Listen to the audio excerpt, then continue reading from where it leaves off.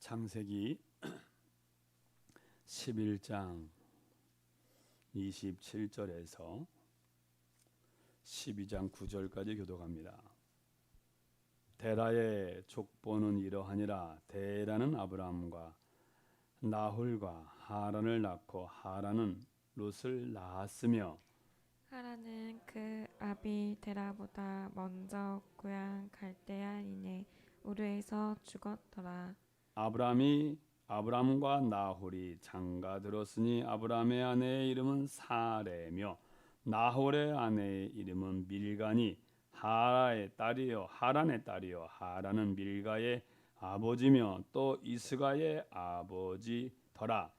사레는 임신하지 못함으로 자식이 없었더라. 데라가 그 아들 아브람과 하란의 아들인 그의 손자 롯과 그의 며느리 아브람의 아내 사레를 데리고 갈대아인의 우르를 떠나 가나안 땅으로 가고자 하더니 하란에 이르러 거기 거류하였으며 데라는 나이가 205세가 되어 하란에서 죽었더라. 여호와께서 아브람에게 이르시되 너는 너의 고향과 친척과 아버지의 집을 떠나 내가 내게 보여줄 땅으로 가라. 내가 너로 큰 민족을 이루고 내게 복을 주어 내 이름을 창대하게 하리니 너는 복이 될지라. 너를 축복하는 자에게는 내가 복을 내리고 너를 저주하는 자에게는 내가 저주하리니 땅의 모든 족속이 너로 말미암아 복을 얻을 것이라 하신지라. 이에 아브람이 여호와의 말씀을 따라갔고 롯도 그와 함께 갔으며 아브람이 하란을 떠날 때에 75세였더라. 아브라함이 그의 아내 사레와 조카 롯과 하란에서 모은 모든 소유와 얻은 사람들을 이끌고 가나안 땅으로 가려고 떠나서 마침내 가나안 땅에 들어갔더라. 아브람이 그 땅을 지나 세겜 땅 모래 상수리 나무에 이르니 그때에 가나안 사람이 그 땅에 거주하였더라. 여호와께서 아브라함에게 나타나 이르시되 내가 이 땅을 내 자손에게 주리라 하신지라. 자기에게 나타나신 여호와께 그가 그곳에서 제단을 쌓고 거기서 베델 동쪽 산으로 옮겨 장막을 치니 서쪽은 베델이요 동쪽은 아이라. 그가 그곳에서 여호와께 제단을 쌓고 여호와의 이름을 부르더니 점점 남방으로 옮겨 갔더라. 아멘. 기도하겠습니다. 말씀을 생각하시며 하나님 말씀을 읽었습니다. 이 시간 나에게도 은혜를 베풀어 주세요라고 기도하시기 바랍니다. 다 같이 1분간 기도하겠습니다.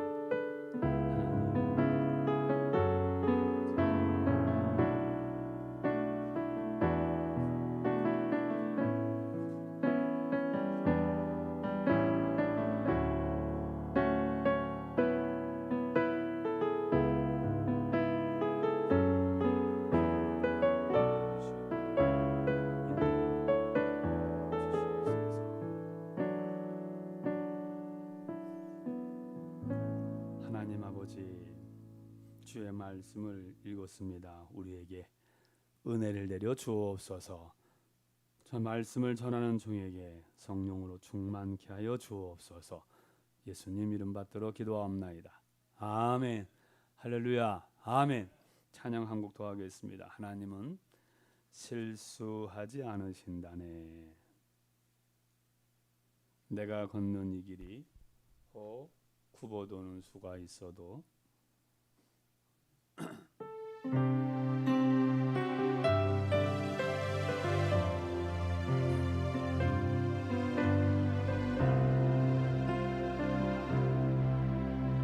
걷는 이 길이 굽어도는 수가 있어도 심장이 울렁이고 가슴 아파도 내 마음 속 여전히 기뻐하는 까닭은 님은 실수하지 않으심일세.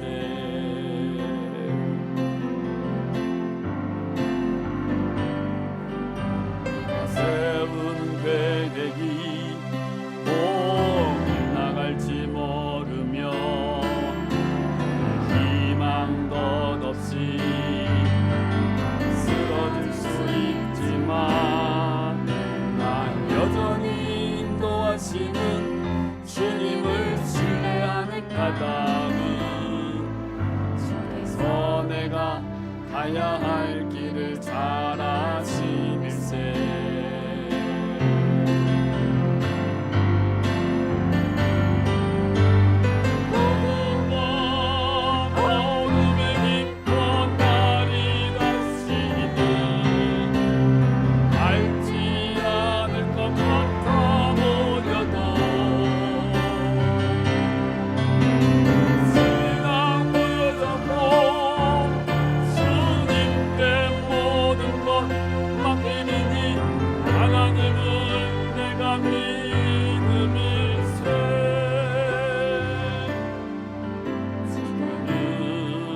내가 볼 수 없는 건 너무 많아서 멀리 가물가물 걸음거려도 분명히 영원하 나 두려워하니 하리. 감사를 주님께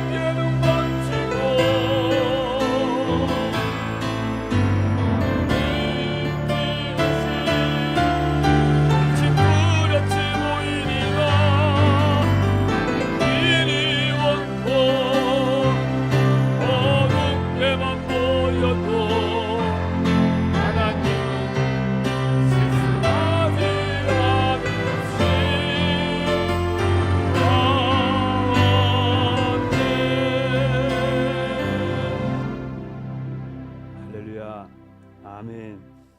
하나님은 절대로 실수하지 아니하시는 하나님인 줄 믿으시길 축원합니다. 아멘. 성경을 보면 하나님께서 참 우리에게 여러 가지 말씀을 하십니다. 저와 여러분이 신앙생활하면서 성경을 읽고 듣고 배웁니다. 성경에서 보면 하나님은 항상 하나님의 백성들에게 말씀하고 계세요. 멈추지 않고. 잔소리가 아니십니다. 하나님은 하나님의 백성들을 사랑하셔서 하나님께서 말씀하시는 것입니다. 저와 여러분을 하나님께서 사랑하신다라고 성경이 밝히 말씀하고 있는데 얼마나 사랑하셨으면 하나님은 하나님의 형상대로 저와 여러분 만들었다 이렇게 말합니다. 어떠한 피조물도 하나님의 형상대로 만드신 것이 없어요. 오직 사람만 하나님의 형상대로 만들었습니다. 하나님은 저와 여러분을 특별하게 여기시는 줄 깨닫기를 예수님의 이름으로 축원합니다. 아멘. 하나님의 형상으로 그렇게 심혈을 기울여서 만들어 놓은 인생이 안타깝게도 죄를 지어 하나님의 형상이 파괴되어지고 파멸케 되자 그러자 하나님은 사랑하는 저와 여러분을 위해 그 아들 예수님을 십자가의 대속의 제물로 주셔서 저와 여러분의 죄를 용서하시고 다시금 하나님의 형상 하나님의 사람으로 회복시켜 주시고 저와 여러분을 하나님의 나라 거룩한 천국으로 영생에 이르게 하신 줄 믿으시길 예수님의 이름으로 축원합니다. 아멘. 그것뿐이 아니라 성경에 보면 저와 여러분을 보시면서 기뻐하신다는 거예요. 아까 우리가 아침 예배 전에 불렀던 찬양 가운데 보면 스바냐에 있는 말씀처럼 너희 하나님 여호와가 너를 사랑하시는데 얼마나 사랑하시는지 잠잠히 바라보시며 기쁨을 이기지 못하시며 너무 기뻐서 표현할 수 없을 정도. 시편 16편 3절에서는 뭐라고 하셨느냐? 땅에 있는 성도는 존귀한 자니 나의 모든 즐거움이 저와 여러분에게 있다. 이렇게까지 말씀하시며 하나님은 저와 여러분을 사랑한다. 그렇게 보여주고 말씀하고 계십니다. 사랑하는 성도 여러분, 하나님께서 성경을 통하여 저와 여러분에게 말씀하시는 것은 사랑하셔서 말씀해 주시는 거예요. 사랑하는 저와 여러분에게 복을 주시려고 말씀하시는 것입니다. 따라서 합시다. 하나님은 나를 존귀히 여기시고 나를 사랑하시는 하나님께서 내게 복을 주시려고 말씀하시는 것이다. 우리가 이 사실을 잊지 마셔야 돼요. 사실 우리가 자라면서 부모님에게 여러 소리를 듣습니다. 잔소리같이 들려지는 그 말이지만 평생을 살아오면서 자기 목숨과도 바꿔도 아깝지 않을 자기 자식들을 속상하게 하려고 괴롭히려고 말하는 것은 없을 것입니다. 더 못 줘서 미안하고 더 많이 사랑해 주지 못해서 미안하지 더 많이 주고 싶고 더 많이 말해주고 싶은 그런 부모의 그 마음, 하나님께서 저와 여러분을 향하여 성경에 주시는 그 말씀은 우리에게 복을 주시려고 말씀하시는 것인 줄 깨달으시길 예수님의 이름으로 축원합니다. 아멘. 그래서 그 소리를 우리가 제대로 들어야 돼요. 그래서 예배당에 오실 때마다 하나님, 내가 하나님 앞에 예배 드리러 옵니다. 기도할 때, 찬송할 때, 예물을 드릴 때에, 말씀을 읽을 때에, 들을 때에 내가 들어야 할, 내가 깨달아야 될, 내가 알아야 될 거 제대로 알아듣게 해주십시오. 사모하셔야 돼요. 성경을 보면 사모하는 자가 은혜를 받습니다. 저와 여러분이 지금까지 신앙생활하면서 하나님의 말씀을 수없이 들었습니다. 많이 들어왔어요. 그 들은 말씀 내가 움켜쥐고 내가 무엇을 순종하고 어떻게 살아오셨는지요. 듣고 한 귀로 듣고 한 귀로 흘러버리고 그러지는 않으셨는지요. 하나님은 솔로몬처럼 꿈에서 말씀해 주시기도 하고 모세처럼 바울처럼 직접 나타나서 말씀해 주시기도 하고 베드로처럼 나단처럼 주의 종을 통하여서 사무엘처럼 말씀해 주시기도 합니다. 저와 여러분이 가지고 있는 성경을 읽을 때에 하나님께서 내 마음을 감화 감동해 주셔서 기도할 때, 찬송할 때, 말씀을 읽을 때, 설교를 들을 때에 설교하는 목사님의 입술을 통하여 때에 따라서 남편의 모습이나 아내의 모습이나 부모님이나 자녀들의 모습과 그들의 언행 심사를 통하여서 하나님은 저와 여러분이 들어야 할 말씀에 대해 이야기하십니다. 성경을 보니까 그래도 못 깨달은 사람은 짐승에게 말을 하게 해서 말씀하기도 하셨습니다. 그러나 특별한 경우였고 보편적인 경우에는 하나님께서 성경을 통해서 또한 이 시간 예배의 시간에 하나님의 말씀을 들고 설교하는 목사님을 통하여서 하나님의 말씀을 저와 여러분에게 전하여 주시고 계십니다. 문제는 하나님은 멈추지 않고 사랑하는 하나님의 사람들에게 말씀해 주시는데 저와 여러분이 그 소리를 제대로 못 깨닫는 것, 이것이 문제입니다. 주 안에서 사랑하는 성도 여러분, 들으려고 노력하십시오. 하나님의 말씀을 들으려고 노력을 하셔야 돼요. 구약 성경에 보면 사무엘을 하나님이 부르십니다. 사무엘아 부르는데 사무엘은 그 소리가 하나님이 나를 부르는 소리인지 깨닫지 못했습니다. 결국 엘리가 가르쳐 줍니다. 사랑하는 성도 여러분, 때에 따라서는 저와 여러분이 신앙생활하며 이것이 주께서 나에게 말씀하시는 것인가 잘 분별이 되지 않을 때에 분별이 되기도 하고 못하기에 하나님이 주의 종을 세워주신 거예요. 다윗에게는 나단이라고 하는 사람을 세워주셔서 이스라엘 백성들에게는 선지자를 통하여서 신약시대 때는 세례 요한을 보내주셔서 예수님이 직접 오셔서 가르쳐 주시고 그런데도 불구하고 안 받아들이는 사람들이 있습니다. 부활의 예수님이 나타나서 그래도 예수님의 제자라고 하는 사람들에게 부활의 증거를 얘기해주고 가르쳐 주어도 깨닫지 못하다 예수님이 야단치는 장면이나 이 더디 믿는 자들아 라고 하며 야단치는 장면이 나와요. 사랑하는 성도 여러분, 간절히 비옵기는 저와 여러분이 하나님의 말씀을 듣고자 사모하고 그 말씀을 향하여 우리의 온 신경이 집중하기를 예수님의 이름으로 축원합니다. 아멘. 사도행전에 보면 고넬료라고 하는 사람이 나와요. 고넬료가 알았습니다. 하나님께서 이무양정으로 말씀하시는데 주의 종을 통해서 말씀하신다는 사실을 알았어요. 그래서 하나님의 말씀을 전하는 베드로를 자기 집으로 초청합니다. 그 당시에 제가 설교시에도 말씀을 드렸듯이 고넬료와 베드로의 사회적 신분의 차이는 엄청났습니다. 그런데 고넬료는 베드로를 세상 사람들이 보는 로마 사람들이 보는 사회적 신분으로 베드로를 보지 않습니다. 고넬료는 하나님의 말씀을 전하러 온 하나님의 사람으로 베드로를 인정하여 그 앞에 무릎을 꿇습니다. 그리고 하나님이 당신에게 주신 하나님의 말씀을 내게 말씀해 주십시오. 이러고 있습니다. 사랑하는 성도 여러분, 고넬료는 물론이거니와 그의 가정, 그의 가문 하나님의 은혜를 받고 복을 누린 줄 믿으시길 축원합니다. 아멘. 성경에 보니까 그렇게 되어 있어요.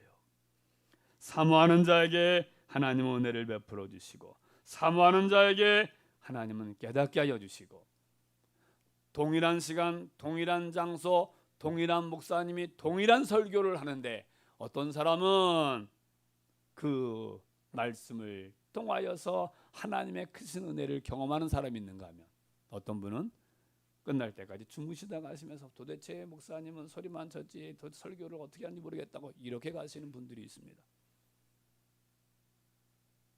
사랑하는 성도 여러분, 설교하는 목사님은 최선을 다해서 하나님의 말씀을 전하려고 몸부림쳐야 합니다. 또한 성도 여러분은 하나님의 세운 종을 통하여 말씀하신 하나님의 말씀을 나에게 주시는 말씀으로 받으려고 정말 몸부림치셔야 돼요. 따라서 합시다. 주여, 내가 주의 말씀을 받는 그 사람이 되게 해 주옵소서. 성경을 여러분 쭉 읽어보시면 수많은 사람이 예수님 곁에 오고 수많은 사람이 있지만 그 가운데 특별하게 복을 누린 사람들이 나와요. 특별하게 복을 누린 사람들이 허다한 무리가 아니라 주님과 긴밀한 관계를 갖는 은혜를 경험하는 주님이 만나야 줘야 할 그 사람이 저와 여러분 되기를 예수님의 이름으로 축원합니다. 아멘. 이런 간절한 사모함을 갖자는 거예요. 기지개 한번 쫙 펴겠습니다.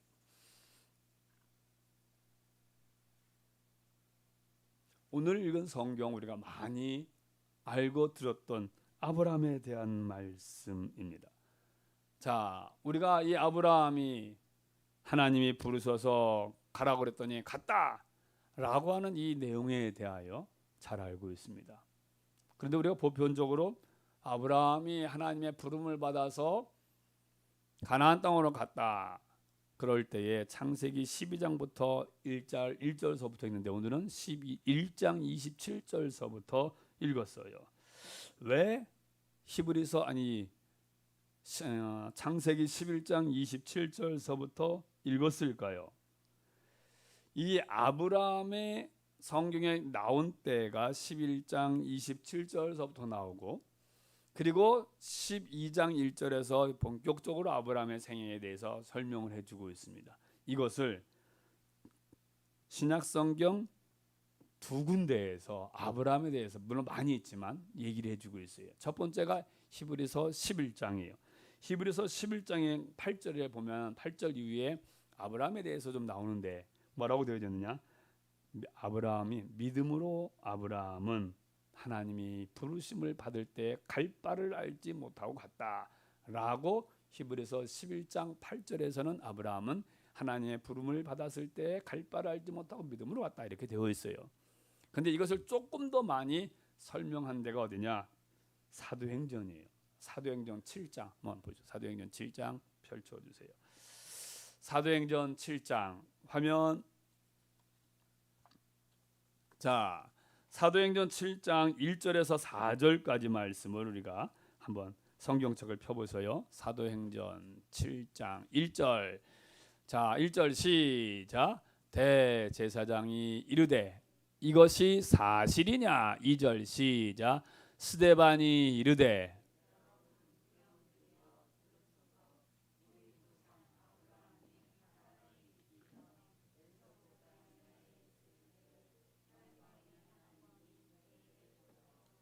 이르시되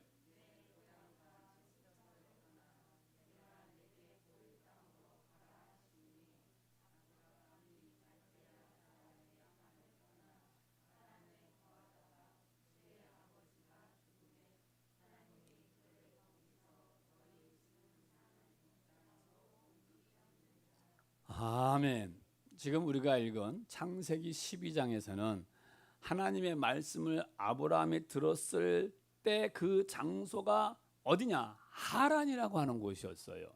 그때 나이가 75세였습니다. 하란에서 들었다라고 창세기에는 기록하고 있지만 이 사도행전 보여주세요. 사도행전에 보면 뭐라고 되느냐? 자, 3절 2절에 보시면 뭐라고 하냐면 우리 조상 아브라함이 하란에 있기 전 메소포타미아에 있을 때에 영광의 하나님의 그에게 보여 이렇게 얘기합니다. 창세기에서는 하나님의 부름을 받은 장소가 어디냐? 하란이었어요. 그런데 사도행전에서는 뭐라고 얘기하고 있냐? 지금 스데반이 유대의 지도자들 그들 앞에서 지금 설교하고 있는 거예요. 그들 앞에 말하는데 뭐라고 하냐? 우리 조상 아브라함이 하란에 있기 전에 메소포타미아라고 갈대아 우르를 메소포타미아라고 얘기하거든요. 갈대아 우르에 있을 때에 이미 하나님의 말씀을 들었다는 거예요. 이미. 근데 이 말에 대하여서 그때에 듣던 유대 지도자 아까 7장 1절에 보니까 대제사장이 이것이 사실이냐 이렇게 얘기했거든요. 그러니까 유대의 대표적인 지도자 율법자 대제사장 앞에서 두 형들아 들으소서 우리 조상 아브라함이 하란이 아니고 메소포타미아에 있을 때에 이미 하나님을 만났지 않았습니까? 이렇게 얘기할 때 거기에 반론 제기하는 사람은 아무도 없었어요. 이스라엘 백성들은 다 그렇게 알고 있었다는 거예요. 이미 메소포타미아 갈대아 우르에 있을 때에 하나님이 아브라함을 불러서 너 고향 친척 아버지 집을 떠나서 내가 너에게 지시하는 땅 가나안 땅으로 가거라 이렇게 말씀하셨다는 거예요. 자, 그 시대에 구약 시대 때 보편적인 상식, 사회적 문화적인 상식 가운데 씨족 사회였고 부족 사회였어요. 그래서 그 씨족 그 가문의 최고 결정권자가 누구냐? 아버지예요. 할아버지예요. 그러니까 그 할아버지를 중심으로 큰아들, 장둥아들 딱 이렇게 있고 장자가 중심이거든요. 최고 결정권자가. 그런데 지금 아브라함이 창세기 11장 27절에서는 그때에 누가 최고 결정권자느냐? 아브라함의 아버지 데라가 결정권자예요. 그래서 자, 갈대아 우르라고 하는 좋은 곳에서 가나안 땅까지 가는 데에 옮겨가려고 하면 예를 들면 이거예요. 명환이가 하나님의 말씀을 들었어요. 그런데 명환이가 가정의 대표가 아니야. 누가 아버지가 계셔. 그래서 아버지 내가 하나님께 이런 말씀을 드렸어요. 지금 여기 살지 말고 가나안 땅으로 가래요 라고 아버지에게 오집사님에게 부탁 말씀을 드려야 되는 거야. 그럼 아버지가 듣고 이 자식 미친놈 정보 순수라고 써 이렇게 하고 무시해버리면은 이게 또 이루어지지가 않아요. 그런데 그 아버지를 설득을 시켜서 그때 당시에 설득을 시켜서 최고 결정권 의사 결정권자니까 아버지가 동의해 주셔서 같이 움직인 거예요.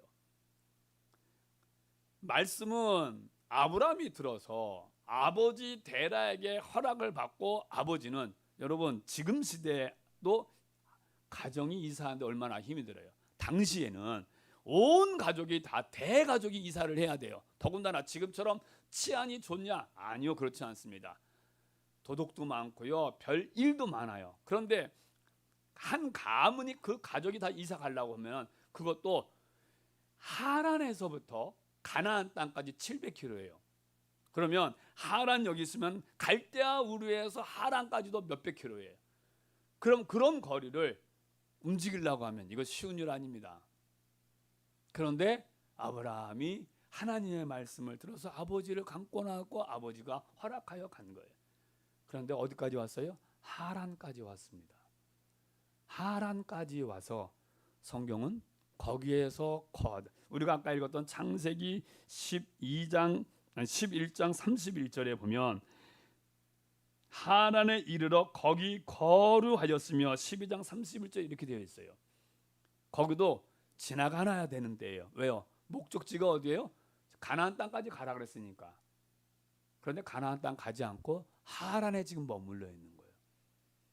하란에 머물러 있어서 아버지가 돌아가셨습니다. 데라가 죽었어요. 그리고 이제는 그 가정의 최고 결정권자가 누가 되느냐? 아브라함이 되는 거예요. 하나님께서 아브라함에게 말씀하십니다. 아브라함아, 내 본토, 고향, 내 친척, 내 아버지의 집을 떠나 내가 너에게 보여주는 땅으로 가거라. 최고 지금 지도자였던 결정권 아버지가 죽고 이제 제가 그것을 이어받아서 이 가문을 이끌고 가야 되는 거예요.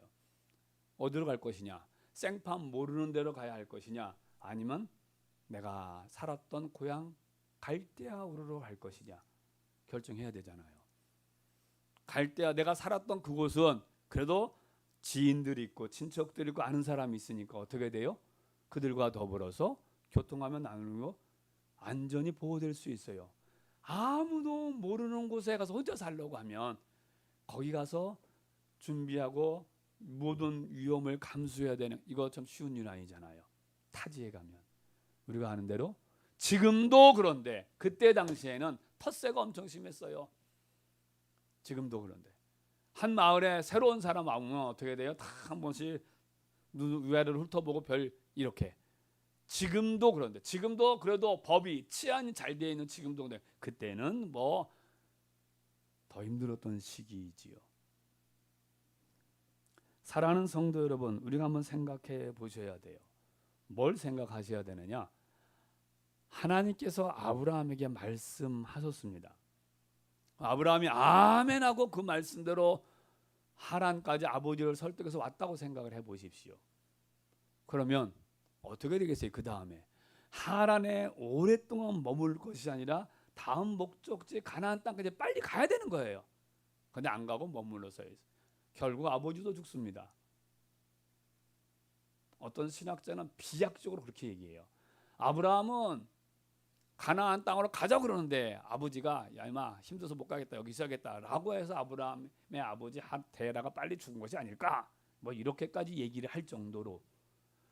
그런데 그 다음에 이제 아브라함이 결정권자로서 가야 되는데 가지 않고 머뭇거리니까 하나님이 또다시 아브라함에게 말씀하신 것이다 이렇게 주장하는 학자들도 있습니다. 어떻게 되었든지 간에 창세기 11장 27절 이후에 보면 아브라함의 가정 그곳은 가나안 땅을 향해서 가는 거였어요. 그런데 가지 않고 하란에서 멈추었다는 거예요.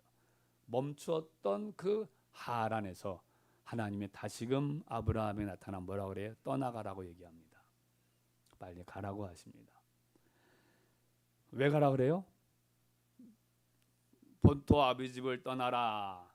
내가 너로. 자 2절 3절 자 다시금 창세기 12장 펴세요. 창세기 12장 1절에서 3절까지 천천히 시작. 여호와께서 아브라함에게 이르시되 너는 너의 고향과 친척과 아버지의 집을 떠나 내가 내게 보여줄 땅으로 가라. 내가 너로 큰 민족을 이루고 내게 복을 주어 내 이름을 창대하게 하리니 너는 복이 될지라. 너를 축복하는 자에게는 내가 복을 내리고 너를 저주하는 자에게는 내가 저주하리니 땅의 모든 족속이 너로 말미암아 복을 얻을 것이라 하신지라. 아멘. 떠나라고 한 이유가 뭐예요? 너 복 줄게 그 말이에요. 그냥 복이 아니에요. 지금도 그렇지만 이때 당시에는 자식이 많은 게, 아들이 많은 게 권세예요. 자식이 많은 게 그게 큰 힘입니다. 근데 지금 뭐라고 하시느냐? 내가 너로 큰 민족을 이룬다는 거예요. 여기에 히브리의 원어의 큰 민족은 엄청난 강대국, 대단한 나라, 세계에서 제일 센 나라가 너를 통해서 만들어질 거야. 지금 그렇게 얘기해 주시는 거예요. 내게 복을 주어. 그러려면 어떻게 돼? 내가 자식이 있어야 되잖아요.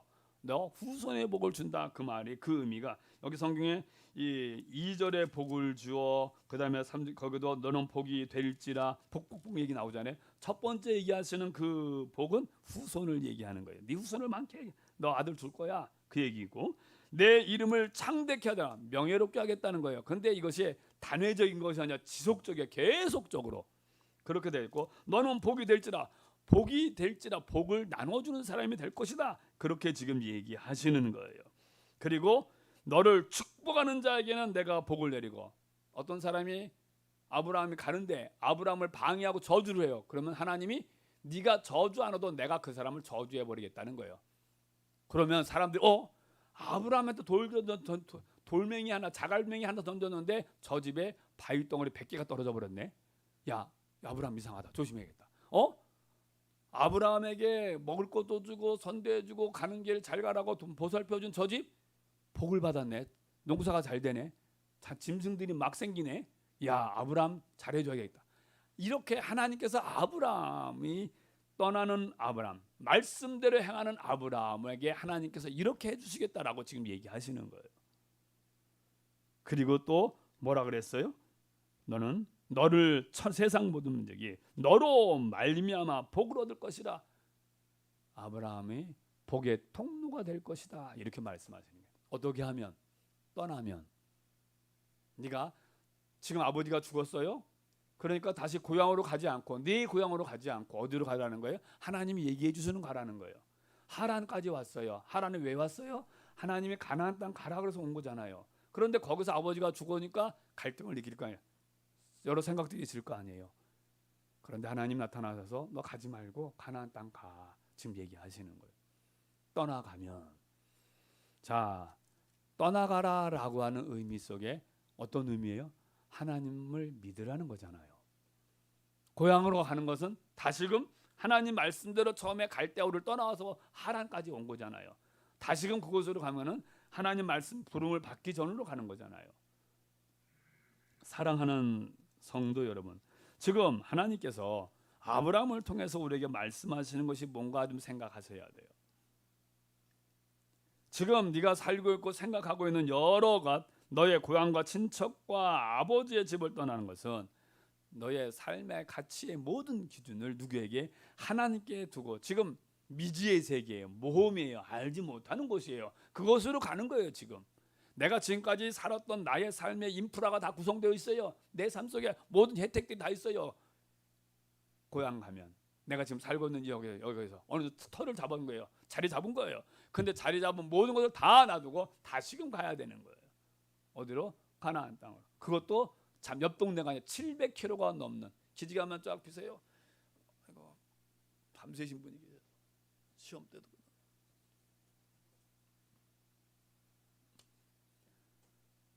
떠나가라. 갈대아 우르에서 사도행전을 쭉 읽어보면 스데반이 설교할 때 갈대아 우르에 뭐 했느냐? 아브라함과 데라가 하나님을 믿는다라고 하면서 우상을 숭배했어요. 떠나라고 하는 것은 우상 숭배 죄의 자리를 떠나라는 거예요. 여러분, 신앙생활은 떠나는 삶입니다. 내가 가졌던 나의 고정관념과 내 삶의 관계에 있어서 무엇으로? 하나님 가치로 바꾸어줘야 되는 거예요. 무엇도 생각도 말투도 행동도 자꾸 성경적으로 바꿔가는 거예요. 그게 떠나가는 거예요. 어디로 가라는 거예요? 보여줄 땅으로 가라. 그러니까 타켓이 정해졌어요. 저와 여러분의 타켓은 어디예요? 우리의 골, 목적지, 신앙의 종착역은 하나님의 천국인 줄 믿으시길 축원합니다. 아멘. 100평짜리 아파트 살고 1000억짜리 되는 내가 부자 되는 게 우리의 신앙의 궁극적인 목적이 아니에요. 우리 이게 잘 생각하셔야 돼요. 신앙의 종착역은, 나의 믿음의 삶의 종착역은 영원한 천국입니다. 그 천국은 이 땅에서의 부귀와 영화, 비교할 수도 없는 영원 하나님의 나라, 거기가 우리의 신앙의 종착역이에요. 하란이 아닙니다. 하란에 와보니까 갈대아 우르에서 살다가 하란에 와보니까 살만해요. 우리가 신앙생활하면서 부귀와 영화를 누리면 여기가 아니에요. 여기 이 세상은, 죄 많은 이 세상은 내 집안이네. 잠깐인 것이에요. 우리가 가야 할 곳은 영원 하나님의 천국입니다. 그런데 하란에 머물러 있는 아브라함을 하나님 다시금 불러서 떠나가라고 얘기하신 거예요. 왜? 너 아직 내가 너에게 주는 복 너 소유하지 못해서 떠나가라고 얘기하시는 거예요. 사랑하는 성도 여러분, 아브라함이 이 말을 듣고 4절 시작. 이에 아브라함이 여호와의 말씀을 따라갔고. 아멘 합시다. 아멘. 아브라함이 하나님의 말씀을 따라갔고, 그렇게 되어 있어요. 그리고 시작. 롯도 그와 함께 갔으며 아브라함이 하란을 떠날 때에 75세였더라. 아브라함이 그의 아내 사레와 조카 롯과 하란에서 모은 모든 소유와, 자 여러분, 하란에서 모은 모든 소유 그랬어요. 그러면 거기에 하란에 잠깐 머무르는 거 아니잖아요. 어떻게 거기 잠깐 뭐 하루 2, 3일 있다가 소유를 얻을 수 있겠어요? 최소한 몇 달, 몇 년은 있었어야 거기에서 소유를 얻을 수 있었겠지요. 모든 소유 얻은 사람들을 이끌고 가나안 땅으로 가려고 떠나서 6절에 시작. 떠나서 마침내 가나안 땅에 들어갔더라. 아멘. 4절 5절까지 2절에 아브라함이 결단하고 떠나갔다라고 하는 얘기 다 가지고 갔다. 그리고 마침내 가나안 땅에 들어갔다. 이거를 구구절절히 설명 안 해놨어요. 간단하게 썼습니다. 그런데 표현을 뭐라 그랬어요? 마침내 그랬어요. 여러분, 우리가 마침내라고 하는 단어를 언제 써요? 우여곡절을 겪고 그냥 산전수전 공전회전 다 겪고 드디어 이제 마침내 다 했다. 우리 그렇게 쓰잖아요. 아브라함이 하란에서 가나안 땅까지 몇 킬로예요? 700킬로예요. 지금처럼 자동차 타고 가는 것도 아니고 비행기 타고 가는 것도 아니고 걸어갑니다. 낙타 끌고. 지금처럼 고속도로가 길이, 아니 경찰들의 치안이 잘 되냐? 아니 그렇지 않아요. 지금처럼 호텔 아니요. 노숙해야 되고요. 그런 여러 가지의 방해, 불편함, 그것을 겪고 궁극적으로 거기에 도착했다는 거예요. 주 안에서 사랑하는 성도 여러분, 눈에 보이는 방해도 있습니다. 내적인 갈등도 있습니다. 남편과 아내와 부모와 자녀와 또한 이웃들과 직장과 사회와 경제적인 질병, 여러 가지에 가는 곳곳마다 여러 가지 어려움이 있었을 거예요. 다 이겨내고 그걸 다 구구절을 설명하지 않고 마침내 이렇게 썼습니다. 과정 중요합니다. 하지만 75세의 부름을 받은 아브라함이 하나님의 말씀을 따라 하란을 떠나 가나안에 도착했다라고 성경에 보여주고 있어요. 여러 가지 의미가 함축되어져 있어요. 하나님의 부르심에 나이 상관없습니다. 아유 목사님, 내가 이 나이에 대해서 뭐 교회에 무슨 유익이 되겠어요? 이렇게 얘기하시는 분들이 간혹 있습니다. 아니에요. 절대 그렇지 않습니다. 하나님은 교회의 유익을 생각해서 젊은 사람들 부르고 나이 먹은 사람 안 부르고 그러지 않습니다. 그렇지 않아요. 나이를 많이 드셨던 어리시든 하나님은 하나님의 형상대로 지음받은 하나님의 사람을 존귀히 여기시는 줄 믿으시길 예수님의 이름으로 축원합니다. 아멘. 모세도 80세에 갈렙은 85세에 하나님의 부름을 받고 쓰임받는 그러한 위대한 신앙인들이 너무나도 많습니다. 메소포타미아에서 하나님의 말씀을 듣고 행동한 아브라함, 하란에서 하나님의 말씀을 듣고 행동한 아브라함, 여기에는 두 가지는 엄청난 차이가 있습니다. 메소포타미아에서는 말씀을 듣고 끝까지 순종하지 못했습니다. 하란에서는 말씀을 듣고 끝까지 순종을 했습니다. 저와 여러분도 지금까지 신앙생활하면서 숱하게 말씀을 듣습니다. 듣잖아요. 들은 그 말씀 가운데 내가 그 말씀대로 순종하여 소유한 복이 있는가 하면 그렇지 못한 것도 있을 수 있을 것입니다. 오늘 제가 설교하고 싶은 것이 바로 이것입니다. 저와 여러분도 아브라함처럼 말씀을 듣습니다. 믿음으로 듣던, 마지못해 듣던, 어쩔 수 없이 듣던, 반신반의하고 듣던, 졸면서 듣던, 어떻게 듣던 우리가 듣습니다. 그런데 놀랍게도 나타나는 반응은 다르다는 것입니다. 어떤 사람은 들은 바 말씀을 가지고 하나님의 은혜의 복을 누리시는가 하면 어떤 사람은 여전히 그냥 그렇게 그런 경우도 있습니다. 하란에서 말씀을 들은 아브라함, 마침내 가나안 땅에 들어갔다. 사랑하는 성도 여러분, 저와 여러분도 주신 하나님의 말씀, 어떠한 우여곡절, 어떠한 방해가 있을지라도 마침내 말씀을 순종하시고 마침내 천국에 이르는 자 되기를 예수님의 이름으로 축원합니다. 아멘. 그러기 위해서 우리 고넬료 같은 심령을 가지십시오. 말씀을 전하는 목사님이 나이가 많네, 적네, 잘생겼네, 못생겼네, 무식하네, 유식하네 그거 따지지 마시고 참 선포되어진 하나님의 말씀, 지금 하나님의 말씀을 증거하신다.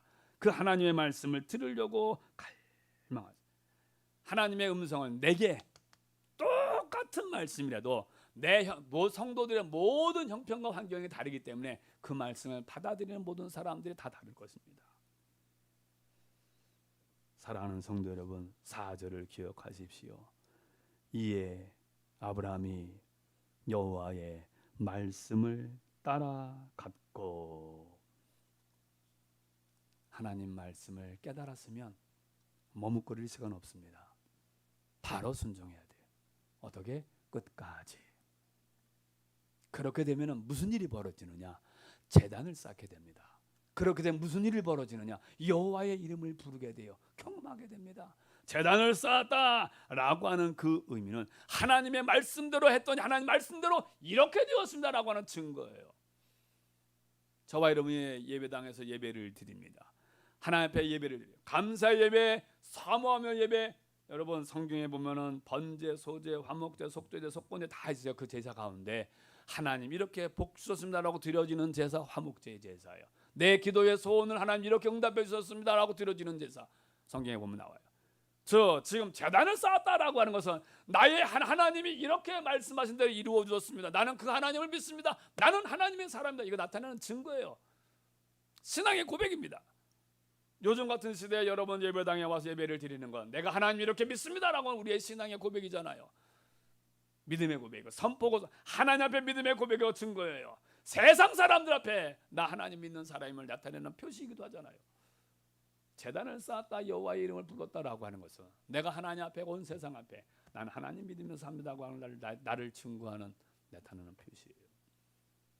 주 안에서 사랑하는 성도 여러분, 말씀을 마칩니다. 이르시되 하나님은 계속 말씀하십니다. 저와 여러분에게 말씀하시는 거예요. 복을 주시려고 말입니다. 간절히 빌고 원하옵는 것은 선포되어진 하나님의 말씀이 내게 주시는 말씀으로 경험되어지고 소유되어져서 이에 아브라함이 말씀을 따라갔고라고 되어져 있는 것처럼, 제단을 쌓았더라라고 되어져 있는 것처럼, 여호와의 이름을 불렀더라라고 되어져 있는 것처럼 그 경험이 저와 여러분의 경험되기를 예수님의 이름으로 축원합니다. 아멘. 기도하겠습니다. 말씀을 생각하시면서 하나님 앞에 믿음으로 기도하시기 바랍니다.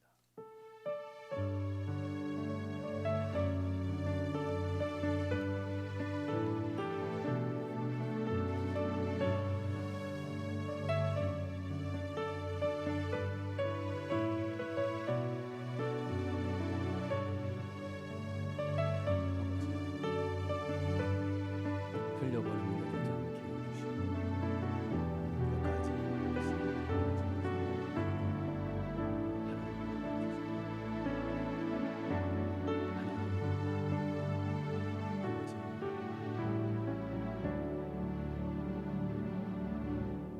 아버지 하나님, 귀를 열어주시고 눈을 열어주시고 내게 주시는 말씀을 움켜쥐고 깨달아 믿음으로 충성하여 제단을 쌓고야마는, 여호와의 이름을 부르고야마는 믿음의 사람 되게 주옵소서. 주님, 우리를 긍휼히 여겨 주옵소서. 예수님 이름 받들어 기도합나이다. 아멘. 하나님은 나를 지키시는 자. 말씀을 생각하시며 마음을